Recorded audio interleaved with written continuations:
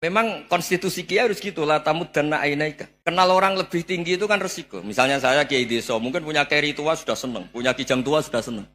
Gara-gara kenal Pak Wahid naik Camry, waduh kok saya kalah itu. Kenal orang itu kan resiko. Mungkin dosen-dosen sini kalau kenal saya di Rembang juga resiko. Di sini gak ada cium tangan, melihat saya di sana, wah gak enak jadi dosen. Jadi memang harus dibatasin. Sekiranya mungkin orang terus, karena latamud dan nanawa, ainaika ilam. Kamu jangan sering melihat orang lain yang mungkin secara lahir dapat nikmat yang lebih tinggi timbang Anda. Kalau kamu nggak bisa ngelola hati Anda bisa hasut, Anda bisa dengki. Paling tidak Anda bisa ada syukur. Saya itu sering didolani pejabat. Juga sering melihat pejabat di TV-TV. Naik mobil aja ada yang naikkan. Bahkan kalau wudhu itu anduk aja ada yang bawa. Itu kalau yang nggak kuat, wih naik jadi pejabat. Ya makanya terus konstitusi Kiai itu mengatur, sudahlah. Mata kamu itu kamu batasin. Jangan melihat sesuatu yang potensi ya. Potensi menjadikan Anda tidak apa syukur. Jadi dulu ada orang yang sangat cerdas, namanya Jubair bin Mut'im. Dia saking cerdasnya, juga kaya, juga tokoh, dikirim sebagai delegasi pembebasan Asra Badrin, tawanan Badar. Kemudian pas datang ke Masjid Nabawi, Nabi delalah pas baca Wattur wa kitabim mastur. Sampai pada titik Nabi baca Am khuliqu min ghairi syai'in. Amhumul khaliqun. Apakah penciptaan yang sedemikian canggih itu dimulai tanpa perwujudan, tanpa sesuatu yang real, yang maujud? Orang itu langsung bersimpuh, matur, ya Rasulullah saya Islam. Kada qalbi yatir, hampir hati saya, otak saya, pikiran saya itu terbang. Karena logika yang dibangun ateisme misalnya, kalau alam raya ini dimulai dari nihilisme, berarti logikanya apa? Al-adamu yakhluqu maujudan. Alam raya ini kan maujud. Maujud itu ada. Kalau yang lebih dulu itu ketiadaan, berarti ketiadaan menjadi sebab kewujudan. Kalau dalam bahasa Arab itu al-adamu yakhluqu maujudan. Sesuatu yang harusnya nggak jadi faktor karena ketiadaan, menjadi faktor sesuatu yang nyata. Itu kan nggak masuk akal. Ya, kalau alam raya ini ada al-adam sing yasbiku maujudan, berarti alam raya ini al-adamu yakhluqu maujudan, suatu yang tidak ada menciptakan yang ada. Dengan logika itu terus kita ngaji, diajari sama guru-guru kita, sifat dasar Allah itu maujud. Wallahu maujudun qadimun. Terus masuk. Yang harus distatuskan pertama dari Allah itu apa? Maujud, wujud. Karena dengan wujud ini layak menjadi penyebab adanya alam raya ini. Sehingga ketika kita menolak faham nihilisme atau ateisme, faham tanpa Tuhan, tanpa pencipta awal, kita punya diroyah. Bahwa tidak mungkin ketiadaan ini menjadi sebab perwujudan alam raya ini. Yaitu amkhuliku min ghairi syai'in. Masa alam raya ini diciptakan tanpa sebab yang nyata, yaitu wajibil wujud. Siapa itu? Allah Subhanahu wa ta'ala. Begitu juga menyangkut sholawat. Orang boleh beda pendapat tentang redaksi sholawat. Ada yang sholli ala Muhammad, ala Sayyidina Muhammad, Nabi Muhammad. Monggo lah masalah redaksi saja. Tapi setelah dianalisis, Nabi itu Pak Rektor, jadi Nabi setelah Nabi Isa saking dihormatinya sampai dituhankan. Juga jadi Nabi yang ada cerita masih hangat, orang Yahudi itu bunuh Nabi. Jadi yang satu mendudukkan Nabi sedemikian tinggi sampai kayak Tuhan, yang satu menjatuhkan Nabi sedemikian rendah sampai dibunuh. Kayak apa susahnya jadi Nabi Muhammad SAW. Kemudian dengan gampang Hadaddin agama ini bikin syariat yang bernama sholawat. Redaksinya monggo lah sesuai tradisi masing-masing. Allahumma sholli ala Muhammad, Allahumma sholli ala Sayyidina Muhammad, ala Nabiyina Muhammad, monggo lah. Tapi yang jelas redaksi ini kalau didiroyah dikaji, Allahumma itu Tuhan, Tuhan itu pemberi. Wa Muhammadun wa in jalla qadruh abdun min ibadi. Muhammad apapun tinggi derajatnya tetap berstatus hamba. Sehingga agama ini terjaga oleh syihotus sholawat. Agama ini terjaga oleh redaksi sholawat. Yaitu Allah tetap pemberi sebagai Tuhan yang enggak tersaingi, la syarikalah. Rasulullah Muhammad wa in jalla qadruh. Apapun prestasinya, bisa mi'raj, bisa apa saja, tetap seorang hamba yang butuh muhtajun ila rahmatih. Jika redaksi Allahumma sholli ala Muhammad ini mengukuhkan yang Tuhan tetap Tuhan, hamba pilihan tetap hamba pilihan. Tentu dengan redaksi ini kemudian kita mendudukkan Nabi benar-benar posisi terhormat. Yaitu orang yang paling berhak dapat askat tahiyat. Mendapat penghormatan Allah paling tinggi. Yaitu Rasulullah Muhammad SAW. Dan itu diulang-ulang oleh Allah. Subhanalladzi asra bi'abdi. Status hamba ini diulang-ulang. Lagi-lagi ini bernama diroyah. Bernama apa? Contoh ketiga misalnya fihi ayatum bayinatum maqamu Ibrahim. Dulu orang Yahudi itu ada diskusi masif. Syaratnya Nabi itu mbah-mbahnya harus Nabi. Harus keturunan Nabi. Kemudian semua Nabi rata-rata di Palestina, di Syam. Lalu Muhammadnya asal-usulnya dari mana? Tahu-tahu orang Arab kok Nabi. Padahal orang Arab itu dulu jahiliyah. Walhasil terus diceritakan bukti Muhammad ini turunan Ibrahim adalah ada jejak kaki Nabi Ibrahim di dekat apa? Ka'bah. Fihi ayatum bayinatum maqamu Ibrahim. Kalau Nabi Ibrahim pernah di Mekah, artinya beliau pernah meninggalkan turunan yang di Mekah. Itu bernama Nabi Muhammadun sallallahu alaihi wasallam. Itu disebut fihi ayatum bayinatum maqamu Ibrahim. Nah, itu namanya diroyah. Diroyah itu satu perilaku keseharian kita beragama, kemudian tahu logikanya. Yang keempat misalnya, mangkana yu'minu billahi wal yaumil akhir fal yukrim apa? Jaro. Orang yang iman karena Allah dan Rasul, maka memuliakan tetangganya. Andaikan pakai hukum sosial, tentu kalau tetangga kita baik, kita baik. Kalau kurang baik, kok kurang penggawean kan gitu. Tapi dulu itu pernah ada seorang ulama itu dibully ya, dikerjain sama anak muda tetangganya. Pak Kiai datang ke rumah saya, orang ini datang. Kemudian setelah di rumahnya, saya tidak jadi butuh sama Pak Kiai, silahkan pulang. Itu Kiainya senyum menikmati. Dan itu terulang 3 kali. Dibully seperti itu, dikerjain terulang 3 kali. Lalu tetap Kiainya tuh asik, seneng sekali. Lama-lama muda ini tanya, kenapa engkau tidak tersinggung? Padahal saya kerjain sampai 3 kali. Tak undang, terus tak suruh pulang, tak undang, tak suruh pulang. Kata Kiai tadi, yang memerintahkan baik sama tetangga itu Allah. Jadi saya nikmati ketika bisa baik sama Anda. Tidak ada urusannya dengan perilaku Anda yang menolak saya. Nah itu terus kita tahu, memang motifnya kita baik sama tangga karena iman sama Allah dan Rasul, bukan hukum kompensasi sosial. Jadi kalau mau diteruskan Pak Rektor, saya ngajar di sini ya karena perintah Allah itu orang alim harus ngajar, bukan karena perintah Rektor. Kalau diteruskan.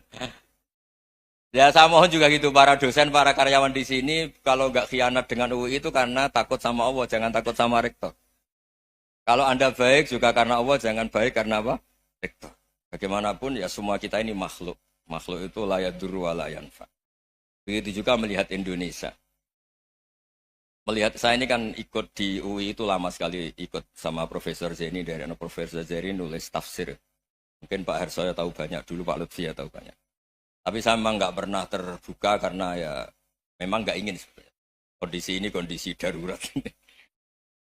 Sehingga saya tahu cara berpikir Profesor Zaini, ya tahu komitmen beliau pada UI. Dan pendiri UI memang ya banyak yang dari tokoh NU, Muhammadiyah, dari tokoh-tokoh ormas yang lain memang didirikan banyak orang. Hingga UI memang nggak milik ormas apa tertentu. Dari satu sisi memang baik, nggak dikuasai ormas tertentu. Tapi nanti kalau keterusan ya nggak berbentuk. Ya sudahlah dikelola saja. Sambil-sambil jelas, sambil-sambil kadang nggak jelas. Yang penting ikhlas tadi. Karena kalau terlalu asobia itu jadi repot. Kita ini yang nekuni fikih itu tahu. Kalau tidak kuno itu madhabnya Hanafi. Kuno itu madhabnya Syafi'i. Tahu-tahu seakan-akan Imam Syafi'i itu NU, Imam Abu Hanifah itu Muhammadiyah. Padahal ini orang-orang yang sebelum NU dan apa? Muhammadiyah. Jadi kalau kita yang nekuni ilmu itu biasa saja dengan perbedaan. Tapi kalau orang-orang yang nggak siap dengan perbedaan itu sampai Allah disifati Ta'ala itu tidak terima. Padahal Ta'ala itu maknanya Maha Luhur, yang Maha Agung. Jadi ada seorang kiai kebetulan pidato pertama Pak Rektor. Assalamualaikum warahmatullahi ta'ala wabarakatuh. Di mubalik kedua ini nggak terima karena itu dianggap bid'ah ada Ta'ala. Hanya dia bilang Assalamualaikum warahmatullahi ta'ala wabarakatuh. Itu saking asobiahnya itu Allah ditambahi Ta'ala itu tidak terima. Padahal Ta'ala itu maknanya Maha Agung. Nah itu kan jadi repot kalau asobia gitu. Kalau kita ngadepi perbedaan itu biasa saja. Karena kita mungkin bacanya banyak, lihat hal-hal seperti itu ya biasa saja. Karena dulu itu perbedaan itu urusan sudut pandang. Ya saya ulang lagi, perbedaan itu sudut. Allah yang Tuhan saja sering didebat sama nabi-nabinya. Karena urusan sudut pandang apa? Saya beri contoh ya. Suatu saat Khalilur Rahman Ibrahim itu saatnya meninggal sama Allah, Israel disuruh. Israel itu Ibrahim saatnya meninggal, ambil nyawanya. Setelah datang ke Ibrahim, ya Khalilur Rahman Ibrahim, saya disuruh nyabut nyawa Anda. Itu Israel dipaksa mikir sama Ibrahim. Hal ra'aita khalilan yumitu khalilah. Kamu tahu orang yang mencintai kemudian bunuh yang dicintai. Itu logika agak benar. Akhirnya Israel kan nggak biasa debat, kan nggak dilatih debat, nggak pernah ikut lomba UI debat ilmiah. Dia taunya nyambut nyawa aja. Kembali ke Allah. Ya Allah, kata Ibrahim, hal ra'aita khalilan yumitu khalilah. Masa kekasih bunuh yang dicintai ya. Tapi kata Allah santai. Bilang ke Ibrahim, hal ra'aita habiban yakrahu ayyalqa habibah. Masa katanya dia cinta saya, kemudian ketemu saya tidak berani.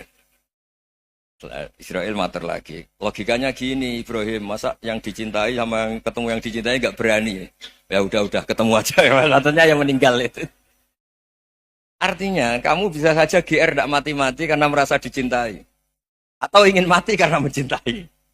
Nah maksud saya, dalam hal-hal seperti ini orang UI pasti gak jelas. Katanya cinta Allah suruh mati ya gak mau.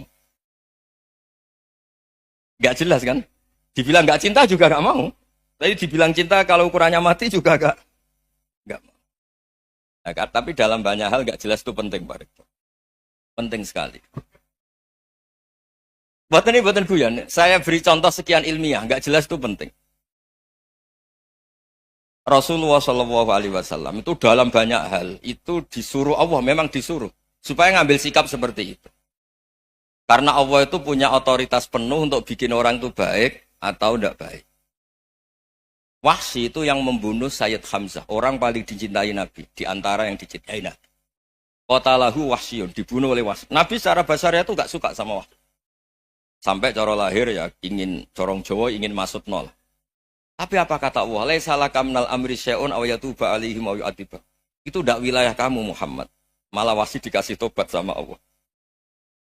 Khalid bin Walid. Itu perang Uhud kalah itu karena ide brilian Khalid bin Walid. Pas itu masih panglima kafir. Yaitu pura-pura kalah, ghanimah dilepas, sahabat turun, pasukannya naik, walhasil orang Islam kalah. Khalid bin Walid akhirnya juga masuk Islam. Orang yang secara basariah Nabi itu gak siap. Kebalikannya juga ada. Sa'labah itu orang sampai tempat gelar hamamatul masjid. Ini pas ngaji mesti ingat. Salah. Dia di masjid terus.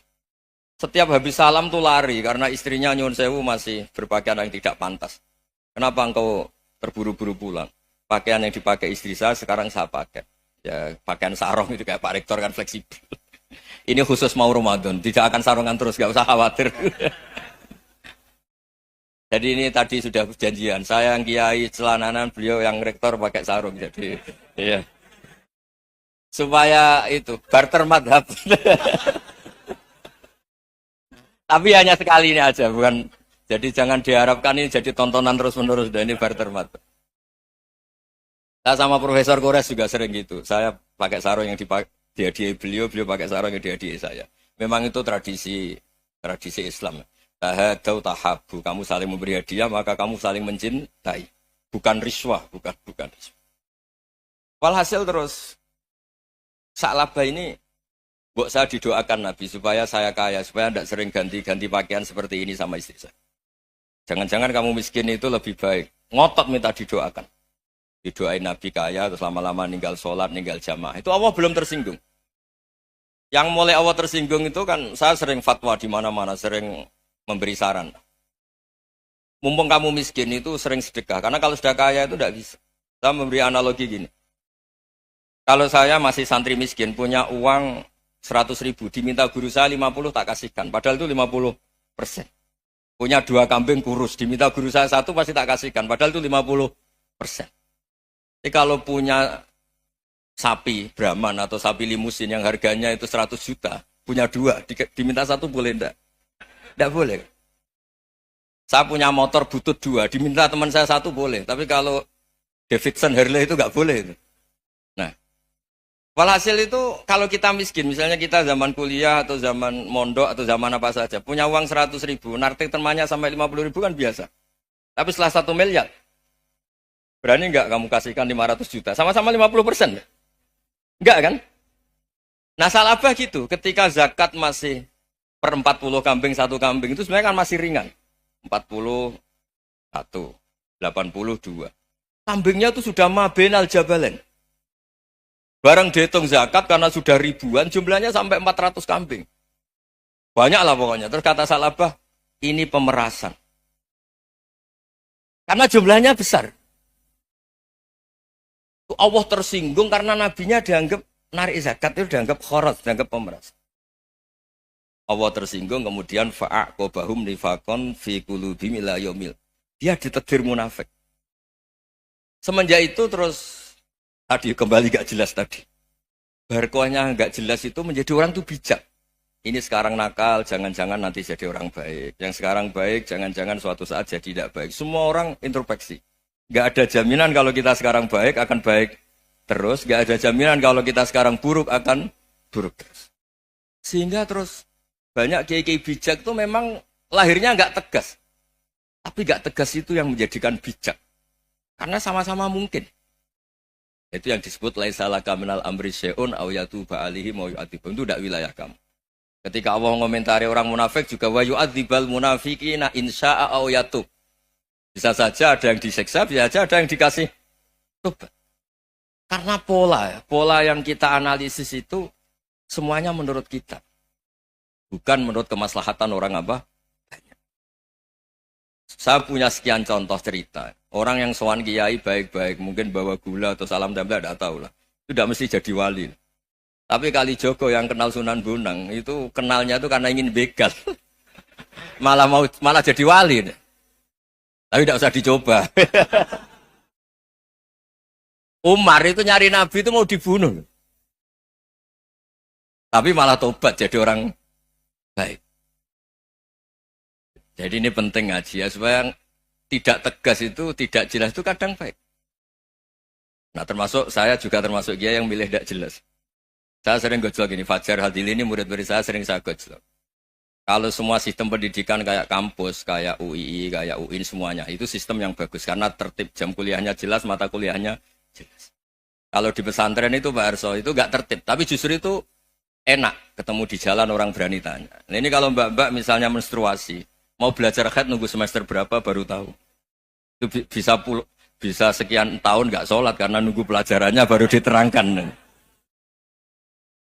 Mau haji juga gitu, nunggu mata pelajaran haji. Kalau nggak jamnya, nggak mau dosennya ngajar.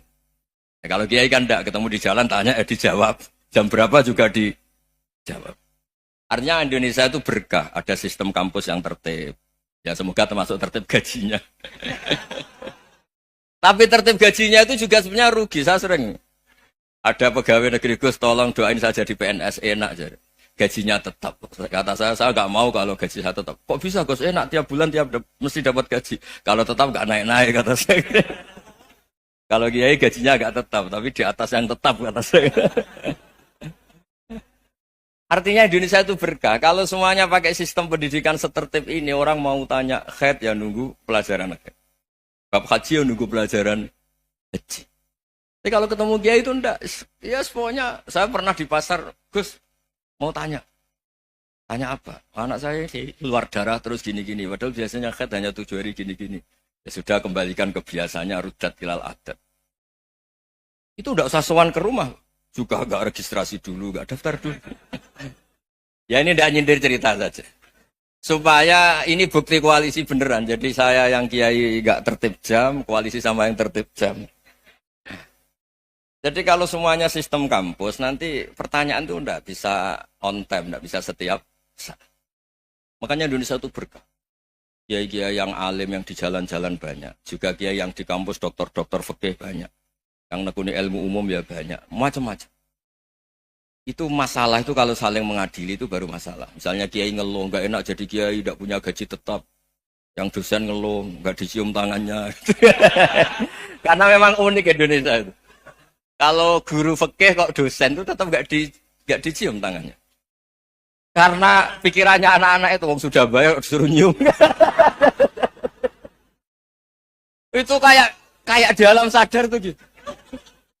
Kalau kiai itu kan anak-anak gak bayar itu.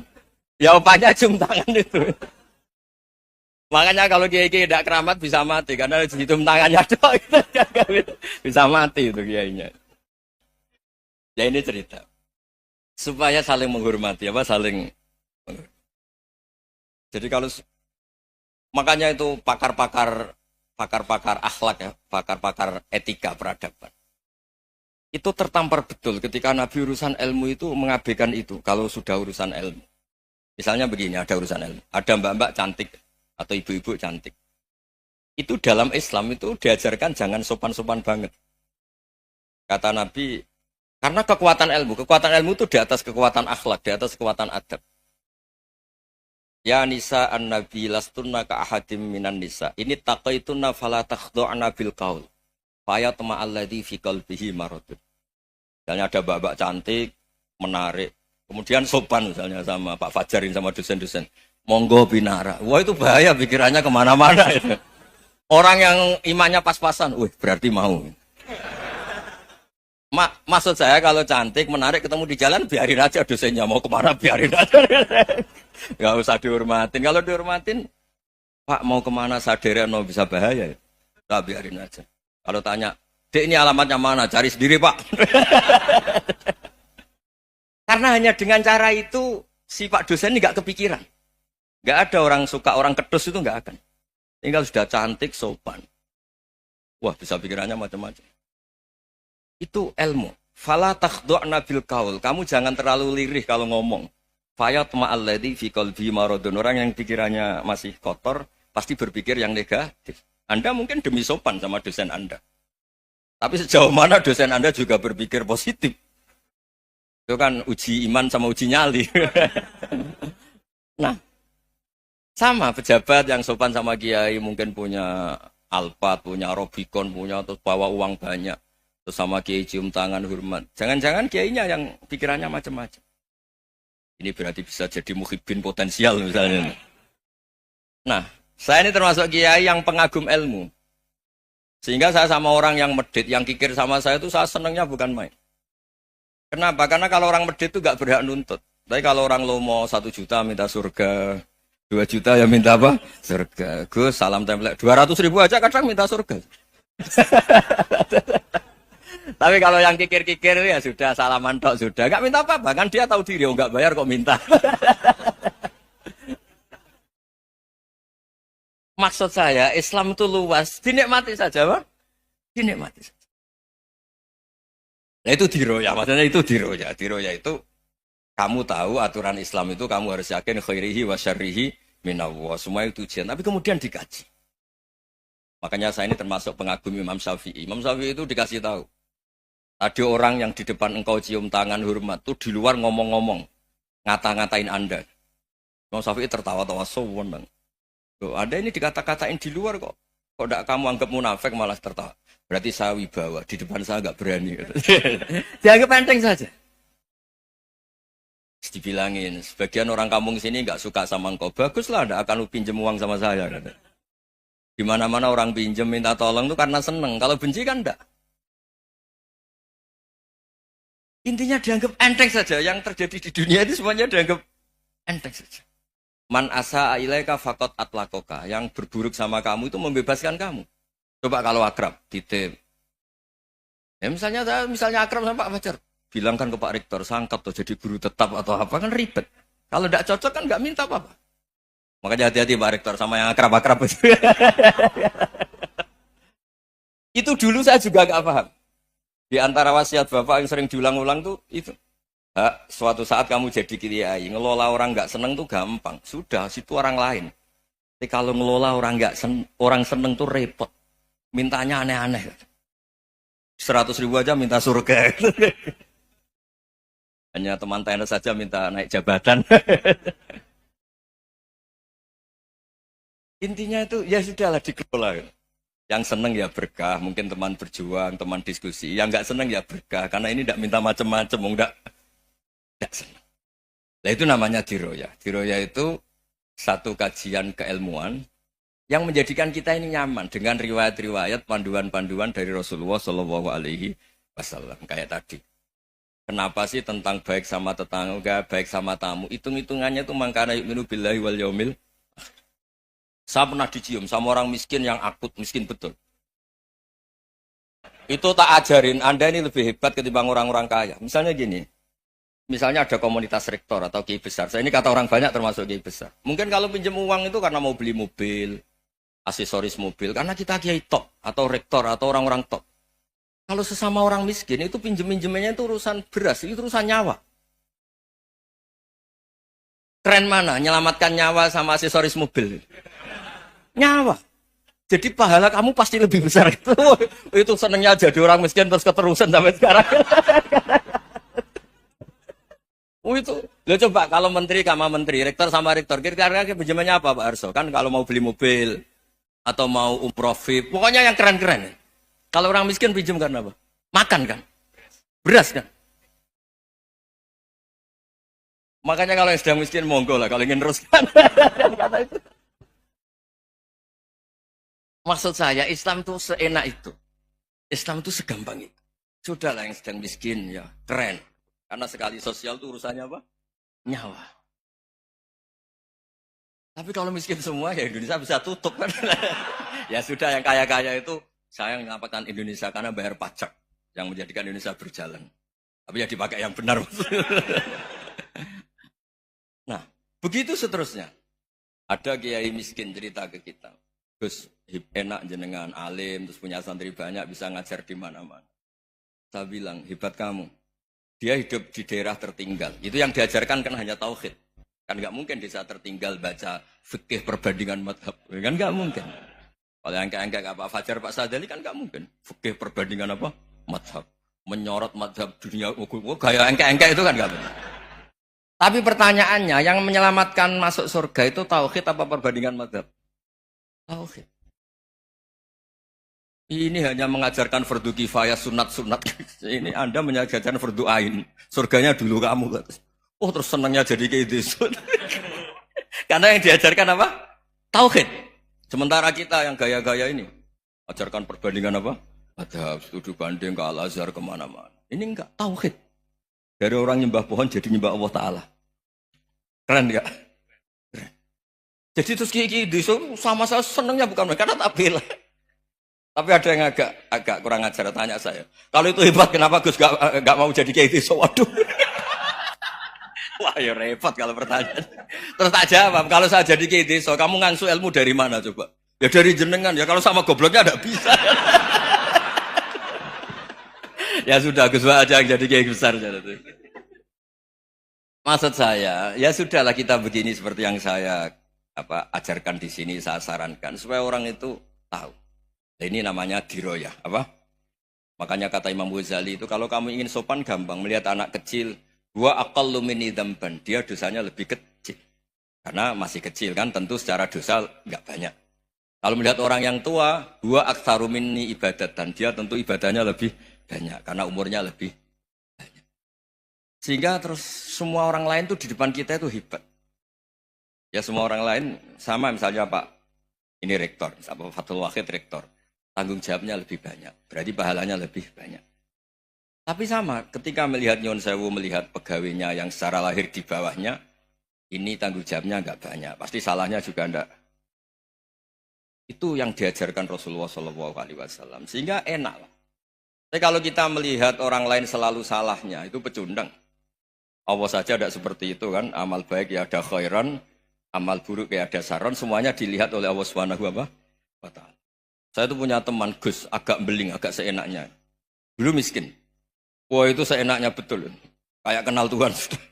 Tak tanya, kenapa kamu seenaknya? 1 bulan tuh labanya bisa 200 juta sampai 500, sampai 1 miliar. Saya itu Gus, setelah duha itu perkembangannya bagus. Sholat duha itu. Saya pernah miskin kan kata apa? Ingkana rizki fisama apa? Wa ingkana qalilan ya kalau fisama fa'anzilhu, terus wa ingkana qalilan fakasirhu, kalau sedikit perbanyak. Ini trennya sudah benar semua. Nah, wa ingkana apa? Ya, haroman fatohiru. Kalau haram yang kau sucikan. Makanya saya seenaknya, kalau kolilan sudah fakasiru, paling trennya yang nggak benar juga fatohiru. Kata Mas. Dia yakin kalau yang nggak benar-benar sudah disucikan Allah. Karena yang lain-lain sudah. Dari miskin sudah kaya, kolilan sudah fakasiru. Paling yang haroman juga sudah fatohiru. Gitu. Tak tanya.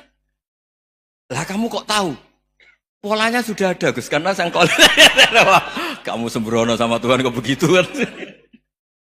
Tapi apapun itu, seneng saya. Seneng saya sering salah teh, makanya saya mohon yang sekarang miskin sedang miskin itu ya ndak usah nyesal banget-banget. Kalau ingin kaya monggo lah, namanya orang juga ingin. Ya, tapi Anda harus bangga.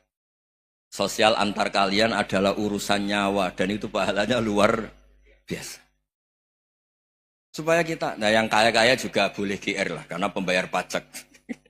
Dan itu bisa menyelamatkan apa? Indonesia Raya. Begitu seterusnya. Itu yang diajarkan Nabi, antawadu'u hatta la yabghiya ahadun ala ahadin. Kamu semua harus tawadhu sehingga antar kalian tidak saling tidak sopan, tidak saling liar, tidak saling mendolimi. Termasuk tadi sikap gak jelas tadi. Orang dolim yang sekarang dolim bisa saja tobat, yang sekarang soleh bisa saja nanti. Semuanya itu mungkin. Kita diajari ya muqallibal qulub tsabbit qalbi ala dini. Jadi keliru kalau kita dalam banyak hal harus tegas, gak mesti. Al halalu bayyinun wal haramu bayyinun. Tapi ada wa bainahuma umurun mustabihat. Ada yang wilayahnya itu abu-abu. Misalnya ada perempuan cantik misalnya, contoh paling gampang. Kalau kamu ajari secara serius, kamu bisa aja tergoda jadi fitnah. Tapi kalau orang soleh gak berani ngajarin, kemudian digunakan orang fasik, malah menjadi orang nakal, kita juga tanggung jawab. Kamu mau tegas gimana? Wilayahnya sama-sama mungkin. Wilayahnya sama-sama mungkin. Yang dekat pejabat mungkin terkontaminasi KKN. Tapi kalau pejabat gak dekati orang soleh, punya perilaku yang gak soleh, yang repot juga Indonesia kan. Nah hal-hal seperti itu kita tidak perlu ngambil sikap. Maksudnya gak usah ngambil sikap, ya kita buktikan kalau milih satu madhab, kita buktikan semuanya lebih baik, semuanya lebih bermanfaat, semuanya lebih berperadaban. Karena gak bisa dihindari wabena humain. Termasuk nyuwun sewu, saya mohon maaf sama mulai Pak Harso, Pak Lutfi sampai Pak Fathul Wahid. Saya ini termasuk kiai yang gak suka dekat sama orang-orang top. Bukan karena hasud. Memang konstitusi kiai harus gitu, la tamuddanna ainaika. Kenal orang lebih tinggi itu kan resiko. Misalnya saya kiai desa, mungkin punya keri tua sudah seneng, punya kijang tua sudah seneng. Gara-gara kenal Pak Wahid naik Kempri, waduh kok saya kalah itu. Kenal orang itu kan resiko. Mungkin dosen-dosen sini kalau kenal saya di Rembang juga resiko. Di sini gak ada cium tangan, melihat saya di sana, wah gak enak jadi dosen. Jadi memang harus dibatasin. Sekiranya mungkin orang terus, karena latamud dan nanawa ainaika ilham. Kamu jangan sering melihat orang lain yang mungkin secara lahir dapat nikmat yang lebih tinggi timbang Anda. Kalau kamu nggak bisa ngelola hati Anda bisa hasut, Anda bisa dengki. Paling tidak Anda bisa ada syukur.